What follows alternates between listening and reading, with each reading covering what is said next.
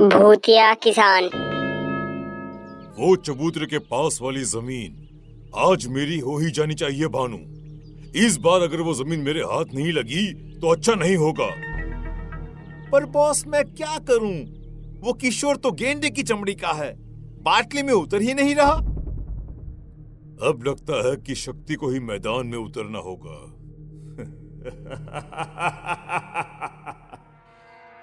शक्ति एक बिल्डर था जिसका मकसद मधुपुर गांव की जमीन पर कब्जा करना था।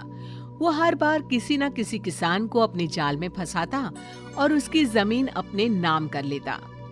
भानु के जाने के बाद शक्ति अपने कमरे में बैठा था कि तभी अचानक हवा का एक झोंका आता है और सामने रखी डेस्क पर से एक कवर जमीन पर गिर जाता है। ये कागजात यहाँ कैसे? इसे तो मैंने जला दिए थे।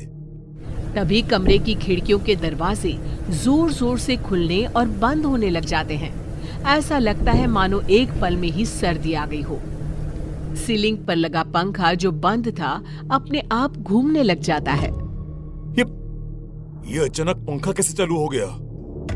और ये कड़ाके की ठंड तो ऐसा लगता है मानो अचानक मई में दिसंबर आ गया हो।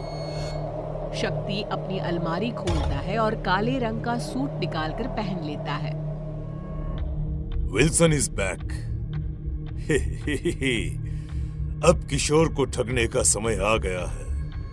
काले सूट और टोपी में शक्ति अपने घर से निकल पड़ता है और किशोर के पास पहुंचता है। एक्सक्यूज मी, जरा सुनिए। शहरी बाबू, कहिए, मैं कैसे आपकी मदद कर सकता हूँ? मैं एक होलसेलर हूँ। अब आपको मार्केट की तलाश करने की जरूरत नहीं है। मेरे लोग आपके ग्रेन्स डायरेक्टली बाय कर लेंगे। क्या शहरी बाबू, सही में? अब हमको इधर उधर भटकना नहीं पड़ेगा। विल्सन किशोर के अनाजों को नकद रुपए देकर खरीद लेता है। अब तो आपको विश्वास हो गया ना कि मैं कोई ठग नहीं हूँ। अगर आपको अपने बाकी ग्रेन्स भी सेल करना हो तो मुझसे मिलिएगा। कुछ दिनों के लिए मैं आपके ही गांव में हूँ। ये मेरा एड्रेस है। शक्ति वापस अपने घर पर पहुंचता है और भानु से कहता है, जब भी ये शक्ति विल्सन बनता है कोई ना कोई किशन फांसे में ही फंस जाता है। अब देखना, वो किशोर कुछ ही देर में यहाँ आता ही होगा। फिर मैं उससे उसके जमीन के पेपर्स पर साइन करवा लूंगा।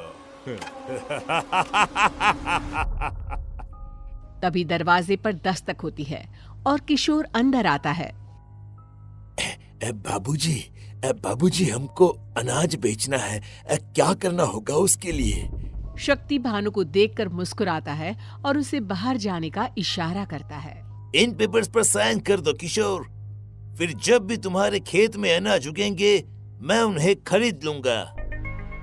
शक्ति ये कह ही रहा होता है कि तभी किशोर की आवाज बदल जाती है और वो कहता है, कैसे हो शक्ति उर्फ विल्सन?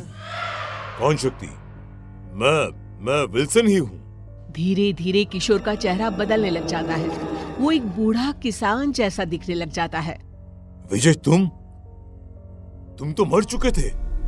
नहीं, ये नहीं हो सकता।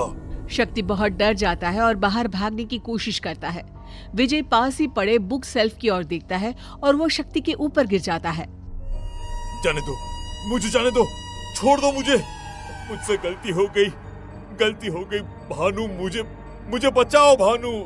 शक्ति की आवाज सुनकर भानु वहाँ आता है पर वहाँ कोई नहीं होता। क्या हुआ बॉस? अब चीखे क्यों? और किशोर कहाँ गया? किशोर नहीं, विजय आया था, पर वो तो मर गया था ना। बॉस आपको आराम की जरूरत है, शायद आप थक गए हैं। भानु अपने कमरे में जाता है और अपना कबोर्ड खोलकर कुछ पुराने जमीन के पेपर्स निकालता है। कहाँ गए विजय के जमीन के पेपर्स?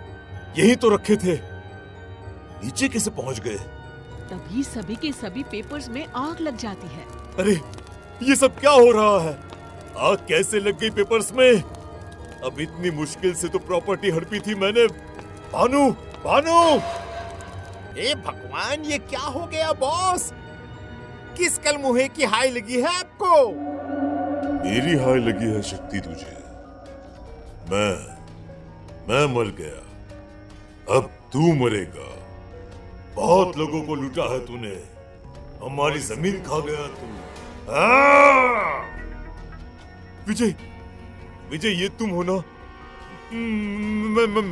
मैं समझ गया, मुझे जाने दो विजय। विजय की आत्मा भानु के शरीर से निकल आती है। भानु बेहोश हो जाता है। ये क्या खेल है? मैं पागल हो जाऊंगा, छोड़ दो मुझे। अरे ये सब क्यों कर रहे हो तुम? तब विजय की आत्मा अपनी कहानी सुनाना शुरू करती है। मैं गेहूं की खेती किया करता था। कुछ दिन पहले ही मेरी माँ का देहांत हुआ था। शादी के 20 साल के बाद भी मैं बच्चे का मुंह नहीं देख पाया था। पूरे घर में मैं और मेरी पत्नी मनोरमा अकेले हो गए थे। बस खेती ही एकमात्र सहारा रह गया था घर चलाने का और मन बहलाने का। चलता हूं मैं खेत पर। अभी खेत पर? अरे कल ही तो कटाई हुई है ना अनाज की। आज तो खेत पर कुछ काम ही नहीं होगा। तो क्या करूं बोलो? घर बैठा रहूं और इन दीवारों से बात करता रहूं? अरे तुम तो रसोई के काम में लग जाओगी और पूरा दिन कट जाएगा। मैं कैसे काटूं समय? आप ऐसे क्यों बोल रहे हैं जी? मैंने तो बस यूं ही कह दिया था। काम कैसे नहीं है? अभी कटाई हुई है, सफाई होगी, फिर उसे बाजार में बेचना भी तो होगा। जाइए जी, आप खेत पर ही जाइए। शायद उस दिन ना ही मैं घर से बाहर निकलता और ना ही तुम मुझे धोखा देकर उस जमीन पर बिल्डिंग बनाते। तुम्हें जमीन नहीं मेरी आत्मा लूट ली। मैं ये सदमा बर्दाश्त नहीं कर सका और मर गया। और मेरे बाद मनोरमा भी चल बसी। पर अब मैं तुम्हें किसी और किसान की जमीन हड़पने नहीं दे सकता। शक्ति एक बिल्डर था। उसके मन में किसी के लिए कोई दया भावना थी ही नहीं। गांव के कई किसान उसकी लालच का शिकार बने थे।